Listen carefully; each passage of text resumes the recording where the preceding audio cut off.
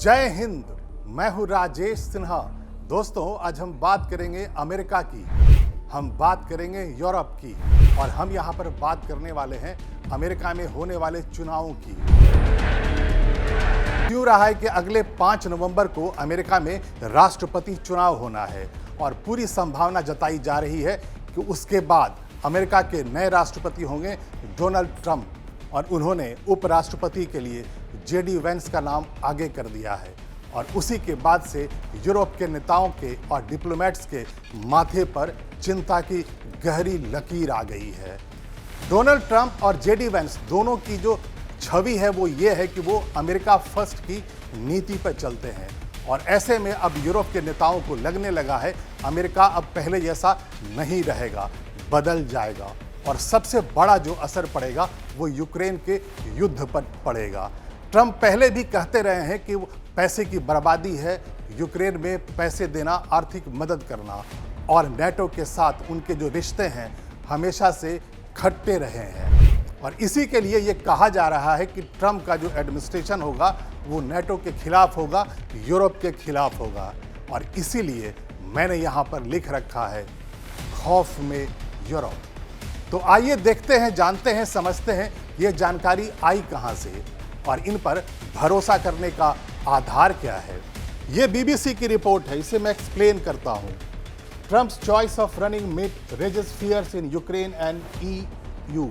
यहां पर यह बताया जा रहा है कि चूंकि ट्रंप ने वाइस प्रेसिडेंट के लिए जेडी वेंस का नाम आगे कर दिया है और उनकी जो छवि है, उनका जो इमेज है वो ये है कि वो हमेशा से ही अमेरिका फर्स्ट के लिए काम करते हैं।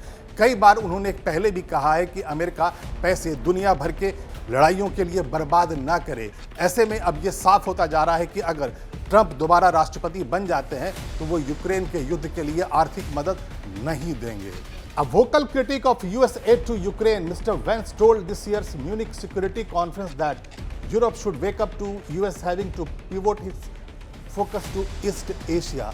यहाँ पर यह कहा जा रहा है कि जो ट्रंप एडमिनिस्ट्रेशन होगा, वाइस प्रेसिडेंट वेंस अगर होंगे तो उनका जो पूरा जो प्लान होगा, वर्ल्ड ऑर्डर देखने का उनका जो नज़रिया होगा वो ईस्ट एशिया की तरफ होगा, यानी चाइना और नॉर्थ कोरिया की तरफ होगा। वो यूरोप की तरफ नहीं देखेंगे, और इसी वजह से यूरोपियन यूनियन के माथे पर चिंता की लकीर आ रही है कि अगर अमेरिका का साथ उन्हें नहीं मिलेगा तो आने वाले वक्त में न दुनिया पहले जैसी होगी, न वर्ल्ड ऑर्डर पहले जैसा होगा। Portraying the European Union as a sailing boat preparing for a storm, the diplomat who preferred not to be named added that whatever they might be able to tie down, it was always going to be rough।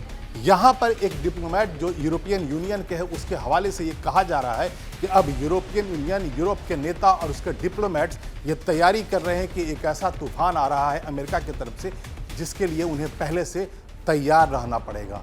यानी कि European नेताओं के मन में वो खौफ घर करता जा रहा है कि ट्रंप एडमिनिस्ट्रेशन जब आएगा तो अमेरिका अब नेटो के साथ वैसे रिश्ते नहीं रखेगा। The US is Ukraine's biggest ally, and President Zelensky said this week, "I am not afraid about him becoming president. We will work together."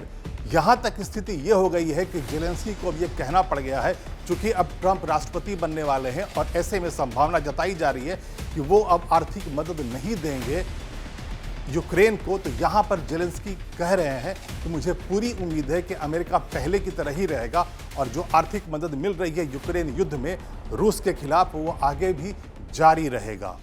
During the Trump presidency, the US imposed tariff on European Union produced steel and aluminum.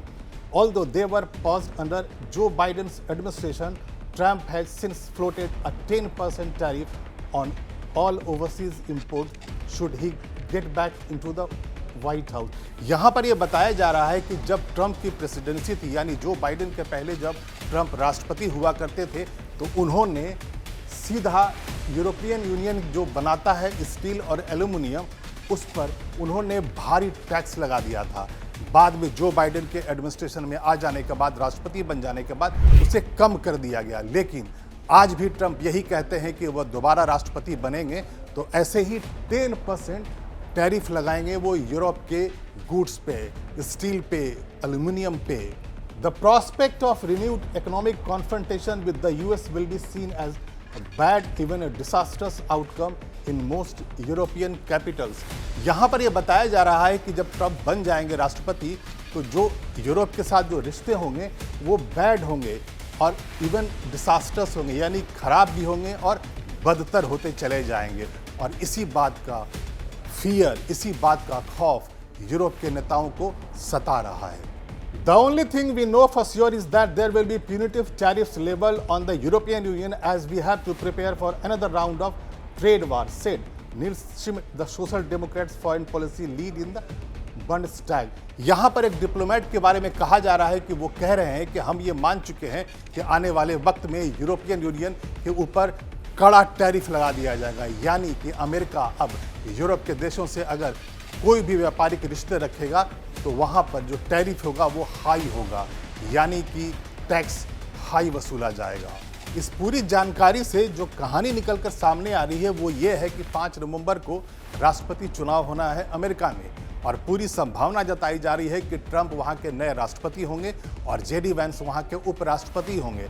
और अब European union को, NATO के देशों को ये लग रहा है कि जो ट्रंप एडमिनिस्ट्रेशन होगा उनके साथ मिलकर नहीं चलेगा और उसका जो सबसे बड़ा जो असर देखने को मिलेगा वो यूक्रेन के युद्ध पर पड़ेगा, क्योंकि अमेरिका सबसे ज़्यादा आर्थिक मदद देता है यूक्रेन को और उसी के सहारे 2 वर्षों से ज़्यादा से यूक्रेन ये युद्ध लड़ रहा है। पुतिन पूरी कोशिश कर रहे हैं कि ये युद्ध वो जीत जाएं, लेकिन अमेरिका और नाटो के देश जो आर्म्स एंड एमुनिशंस की सप्लाई करते हैं, जो आर्थिक मदद देते हैं, उसके सहारे वो लगातार एक छोटा सा देश होने के बावजूद रूस जैसे महाशक्तिशाली देश के साथ लड़ रहा है।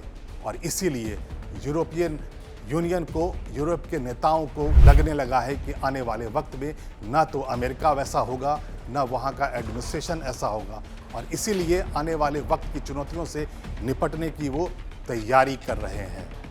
अभी के लिए इतना ही। मैं फिर आऊँगा, ऐसी ही रोचक जानकारियाँ आपके लिए लेकर आता रहूँगा, लेकिन आप इस वीडियो को लाइक कर दें और शेयर कर दें। और अगर अभी तक आपने इस चैनल को सब्सक्राइब नहीं किया है तो प्लीज़ सब्सक्राइब कर लें, बेल आइकन को प्रेस कर लें। तब तक के लिए धन्यवाद। जय हिंद।